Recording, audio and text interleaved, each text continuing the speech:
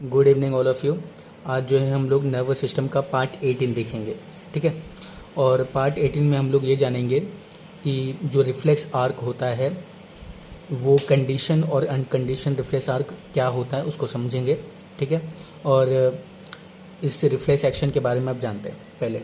तो देखो, reflex arc के लिए मैंने आप लोगों को पिछले वीडियो में मैंने बताया था रिफ्लेक्स आर्क के लिए क्या क्या चीज़ नीड चाहिए, क्या रिक्वायरमेंट चाहिए। उसके लिए जो है सेंसरी रिसेप्टर्स होते हैं ना, सेंसरी रिसेप्टर चाहिए एक। तो दूसरा क्या होना चाहिए, दूसरा जो है सेंसरी न्यूरॉन्स इसमें इन्वॉल्व होते हैं, ओके। फिर उसके बाद जो है इसमें जो है सेंसरी न्यूरॉन जो क्या करता है, आप लोगों को पता है कि सेंस ऑर्गन से इम्पल्स लेगा और जाके सीएनएस को देता है। फिर जो है वही जो मतलब सीएनएस क्या करेगा, इम्पल्स जो है वो मोटर न्यूरॉन्स के थ्रू जो है किस में भेज देता है, फाइनली मसल्स और ग्लैंड में भेज देता है, ठीक है। तो मोटर न्यूरॉन्स भी इसमें इन्वॉल्व होते हैं, ओके।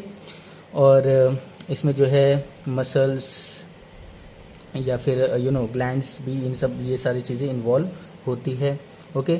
और उसके साथ साथ जो है हम ये कह सकते हैं मोटर न्यूरॉन हो गया, सेंसरी न्यूरॉन हो गया, सेंसरी रिसेप्टर्स हो गए, ठीक है। और डॉर्सल रूट, ठीक है, डॉर्सल रूट, वेंट्रल रूट, ठीक है। तो ये सब सारी चीज़ें जो हैं इन्वॉल्व होती है किस केस में, रिफ्लेक्स आर्क में, ठीक है। तो ये पूरा कहलाता है रिफ्लेक्स आर्क एक, ओके, ठीक है। ये हम लोगों ने पिछले वीडियो में जाना था। अब जो है इस वीडियो में हम देखेंगे पहले रिफ्लेक्स एक्शन के बारे में, ठीक है। पहले रिफ्लेक्स एक्शन के बारे में जान लेते हैं, उसके बाद जो है कंडीशन और अनकंडीशन रिफ्लेक्स एक्शन के बारे में जानते हैं, ओके। यहाँ पे जो है रिफ्लेक्स एक्शन के बारे में सबसे पहले जानते हैं। रिफ्लेक्स एक्शन देखो नॉर्मल एक्शन से बहुत तेज होता है, इट इज़ फास्टर, ऐसे लिखते हैं, it is faster than normal action, okay. जो नॉर्मल इम्पल्स होता है या नॉर्मल एक्शन होता है, ठीक है, एक्शन पोटेंशियल जो होता है, नॉर्मल एक्शन होता है उससे ज़्यादा ये फास्टर होता है रिफ्लेक्स एक्शन, ओके। जैसे कि मान के चलो कि कोई सुई चुभो जाए या पेन जो है मेरे हाथ पे ऐसे चुभो दिया जाए, बहुत तेज चुभो दिया जाए, तो मैं झट से अपने हाथों को क्या कर दूंगा, हटा दूंगा। क्यों? क्योंकि वो एक तरीका रिफ्लेक्स एक्शन है। क्या है वो? एक तरीका रिफ्लेक्स एक्शन बहुत मतलब एकदम इंस्टेंटेनियस होता है, बहुत ही स्पीड होता है, स्पॉन्टेनियस होता है, ओके। और ऑटोनोमस होता है एक तरीके का, ठीक है। और फास्टर होता है as compare to the normal action, okay. और ये जो रिफ्लेक्स एक्शन मैंने आप लोगों को बताया था, ये रिफ्लेक्स एक्शन जो कंट्रोल करता है या रेगुलेट कौन करता है, स्पाइनल कॉर्ड, ठीक है। स्पाइनल नर्व्स के स्पाइनल कॉर्ड उसके रेगुलेट करते हैं, ठीक है। अब देखो ये याद रखा करो, ये याद रखना कि अगर मान के चलो कि ब्रेन हमारा जो ब्रेन है, ठीक है, ब्रेन अगर जो है इसी रिफ्लेक्स एक्शन को कंट्रोल करता तो बहुत कॉम्प्लिकेटेड हो जाता, बहुत कॉम्प्लिकेटेड चीज़ हो जाती, ठीक है। जैसे कि देखो ब्रेन हमारा जो है किससे रिलेटेड है, एक तरीके का इमोशन से रिलेटेड है, ठीक है। जैसे कि चूल्हे में, जैसे कि या फिर किचन में खाना बना रहे हैं जैसे, ओके। मान के चलो कि गर्मा गर्म जो है कोई पॉट है या फिर जो भी है, ओके, अगर वो आपके हाथों पे छू जाता है तो बहुत गर्माहट से आप क्या कर सकते हो, हटा ले तो अपने हाथ को, राइट, ओके। तो अगर यही रिफ्लेक्स एक्शन अगर सपोज ब्रेन कंट्रोल करता तो उस केस में क्या होता, उस केस में ब्रेन क्या होता है, इमोशन से रिलेटेड होता है। तो क्या होगा कि आप जो है मतलब सोचोगे कोई नहीं, मतलब जलने दो, ये मतलब कहने का मतलब इमोशनली जो है आप अटैच रहोगे और अपने हाथों को भी आप हटाओगे नहीं। मतलब कहने का मतलब ये कि आप अपने बॉडी पार्ट्स को इंजर्ड कर लोगे, एक तरीके का मतलब बॉडी पार्ट्स को नुकसान पहुंचा दोगे, ओके। तो उस केस में ये जो स्पाइनल कॉर्ड होता है, ओके, स्पाइनल कॉर्ड के जो स्पाइनल नर्व्स होते हैं वो रिफ्लेक्स एक्शन करते हैं ताकि जो है इंस्टेंटेनियस रिजल्ट मिले, ताकि जो है एक ऐसा पर्टिकुलर एक्शन हो जो कि हमारे बॉडी के पार्ट्स को बचा सके, ओके।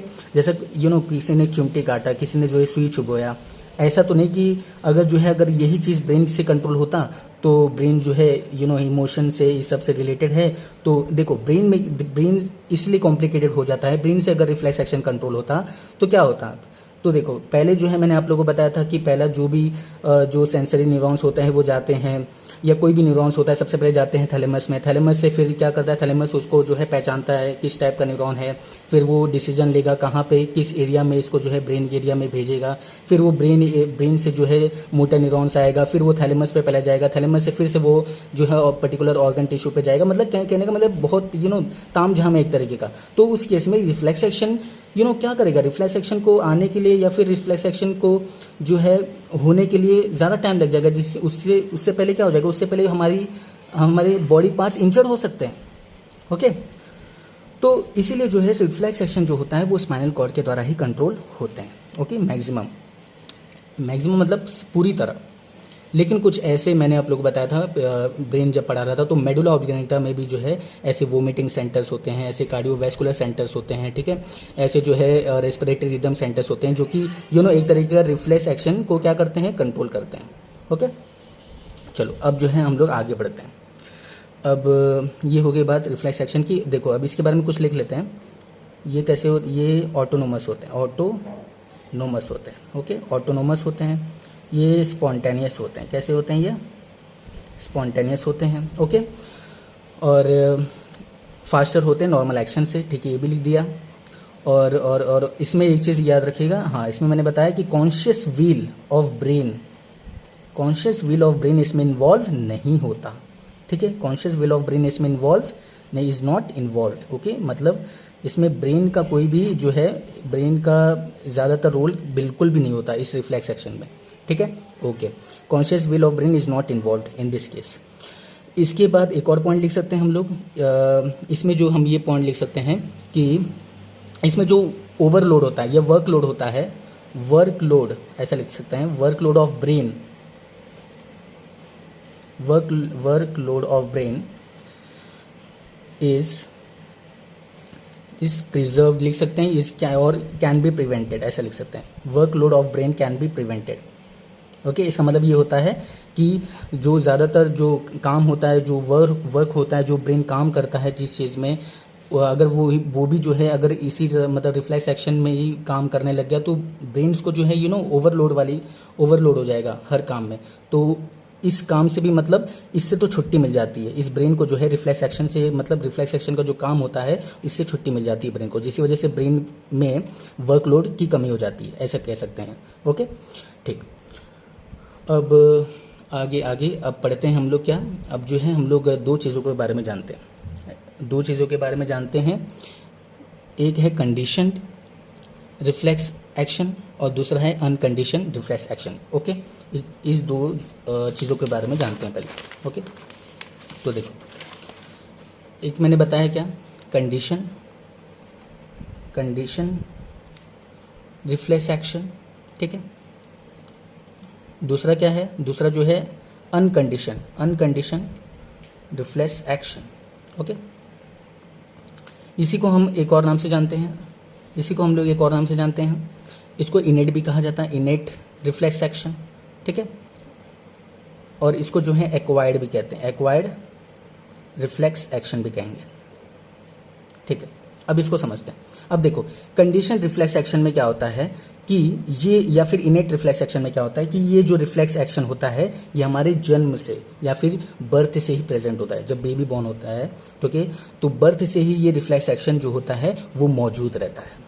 ओके, लेकिन अगर बात करें अनकंडीशन रिफ्लेक्स एक्शन की, तो ये जो इस तरह के जो रिफ्लेक्स एक्शन होते हैं वो उससे, मतलब इस तरह के जो अनकंडीशन रिफ्लेक्स एक्शन होते हैं, ये रिफ्लेक्स एक्शन जो है, इस रिफ्लेक्स एक्शन को मतलब एक तरीके से कोई भी काम करते हैं या कोई मिड पीरियड पे ये आते हैं। इसका मतलब अब इसको समझेंगे। देखो, अभी जैसे कि मान के चलो साइकिलिंग कर रहे हैं। ओके, साइकिलिंग ऐसा तो नहीं कि बचपन से सीख लिया गया, उसको सीखना पड़ता ना, मतलब पैडल या फिर उसको बैलेंस करना पड़ता, उसके लिए प्रैक्टिस चाहिए। ओके, फिर धीरे धीरे जैसे सीखते रहे तो क्या होता है कि हम जो है जब साइकिलिंग सीख जाते हैं तो आराम से जो है इजीली उसको चला पाते हैं, हैंडल कर पाते हैं, बैलेंस कर पाते हैं। ओके, तो वो तरीके का जो रिफ्लेक्स एक्शन होता है वो एक अनकंडीशन रिफ्लेक्स एक्शन होता है। जैसे कि एक और एग्जांपल मैं देना चाहता हूँ। जैसे कि बात करें कि टाइप राइटिंग करते हैं, जैसे लैपटॉप पे टाइप करते हैं, ठीक है, कोई भी चीज़, ठीक है, या फिर टाइप राइटर पे वर्ड्स वगैरह ये सब टाइप करते हैं। ओके, सपोज, तो ऐसा तो नहीं कि हम बचपन से ही जो है बहुत स्पीडली टाइप करने लग जाते हैं, ऐसा तो नहीं होता। उसके लिए प्रैक्टिस चाहिए।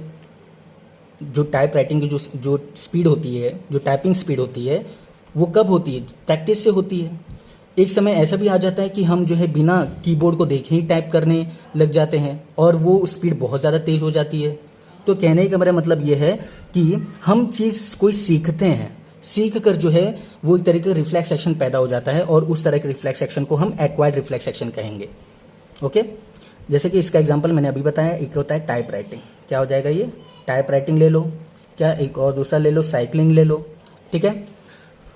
और इसी में आ जाता है सलाइवेशन, याद रखिएगा, इसमें आ जाता है एक और चीज़, सलाइवेशन भी आ जाता है। ओके, अब देखो एक और चीज़ बता दें, सलाइवेशन याद रखिए, सलाइवेशन इस इनेट रिफ्लेक्स एक्शन में भी आता है और एक्वायर्ड रिफ्लेक्स एक्शन में भी आता है, दोनों में आएंगे, ठीक है। तो इसमें भी क्या आ जाता है?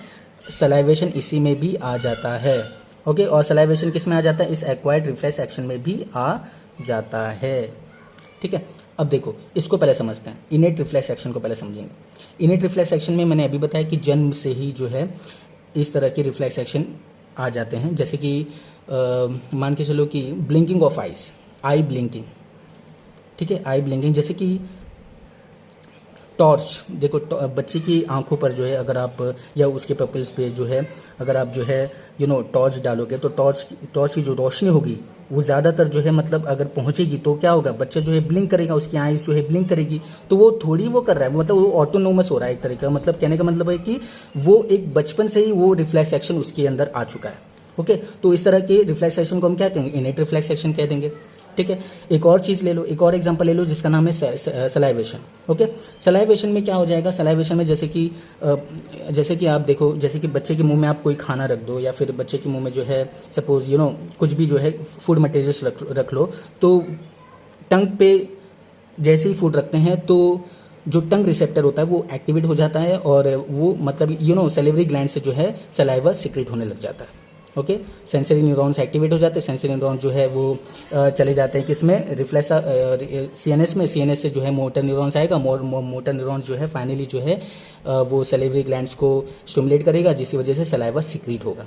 ओके, तो ये दोनों में होते हैं ऐसे। देखो पहले मैं किसके बारे में बता रहा हूँ? पहले अभी जो है इनेट रिफ्लेक्स एक्शन में बता, तो बच्चों के मुंह में जो है अगर आप कोई फूड मटेरियल्स रख लेते हो तब भी सलाइवेशन होता है, तब भी जो है सलाइवा सिक्रेट होता है, किसके माध्यम से? सैलिवरी ग्लैंड के माध्यम से। तो ये भी एग्जांपल किसका है? सलाइवेशन और आई ब्लिंकिंग किसका एग्जांपल है? इनेट रिफ्लेक्स एक्शन का एग्जांपल है। अगर हम बात करें टाइप राइटिंग, साइकिलिंग या सलाइवेशन, ये तीनों किसके अंतर्गत आ जाते हैं? एक्वायर्ड रिफ्लेक्स एक्शन में आ जाते हैं। लेकिन अगर देखो अभी इसको ये सलाइवेशन समझते हैं एक्वायर्ड रिफ्लेक्स एक्शन में, जैसे कि मान के चलो हम कुकर की सीटी बज रही है या महक कोई आ रही है ना, खाने की महक आ रही है, तो खाने की महक से भी या देखने से भी जो है क्या होता है? मुंह में पानी आ जाता है ना, सलाइवा सीक्रेट होने लग जाता है कि नहीं? तो ये कब हो रहा है? मैंने कहने का मतलब ये कब हो रहा है? जब हम लोग जो है उसकी महक, जो फूड का जो स्मेल है, बढ़िया खाना बन रही है, मम्मी खाना बना रही है बढ़िया से, है कि नहीं, उसकी स्मेल आ रही है, सब्जी बढ़िया बन रही है कि नहीं, तो कहने का मतलब है कि सलाइवा उसी वक्त सीक्रेट होना शुरू कर देता है, हो जाता है। कब? जब एक्वायर्ड रिफ्लेक्स एक्शन तब। ओके, इनेट में नहीं होता है, याद रखना। इनेट में कब होता है? इनेट रिफ्लेक्स मतलब बच्चा जो है देख कर या फिर उस स्मेल करके उसमें सलाइवा सीक्रेट नहीं होगा। ओके, वो हम एडल्ट में हो जाता है, मतलब या फिर टीनेज में होने लग जाता है ये चीज़, लेकिन बच्चों में ऐसा नहीं होता। बच्चों में सिर्फ जो है अगर आप जब तक फूड नहीं रखते हो उनके टंग पे, तब तक जो है वो सलाइवा सीक्रेट नहीं होता। ओके, तो ये चीज़ है, ये डिफरेंस है कंडीशन रिफ्लेक्स एक्शन और अनकंडीशन रिफ्लेक्स एक्शन में। तो अब जो है एक चीज़ और कुछ और फैक्ट बता देते हैं। अब देखो रिफ्लेक्स एक्शन अगर पूछा जाए, रिफ्लेक्स एक्शन किसने डिस्कवर किया था? रिफ्लेक्स एक्शन डिस्कवर हुआ था किसके द्वारा? डिस्कवर्ड बाय मार्शल हॉल, ठीक है। मार्शल हॉल ने ये डिस्कवर हुआ था, मतलब रिफ्लेक्स एक्शन किसने डिस्कवर किया था? किसके द्वारा डिस्कवर हुआ है? मार्शल हॉल के द्वारा, ठीक है। एक साइंटिस्ट है आइवन पैवलोव, ठीक है, आइवन पैवलोव। इन्होंने इनको जो है फादर ऑफ, याद रखिएगा, father of condition reflex action कहा गया है। Father of condition reflex action इनको माना जाता है। ओके, अब इसको समझते हैं। अब ये जो father of condition reflex action है, मतलब इनको इसलिए माना जाता था क्योंकि जो है एक सेकंड ना, मैंने जो है यहाँ पे एक चीज़ करेक्ट कर लीजिए।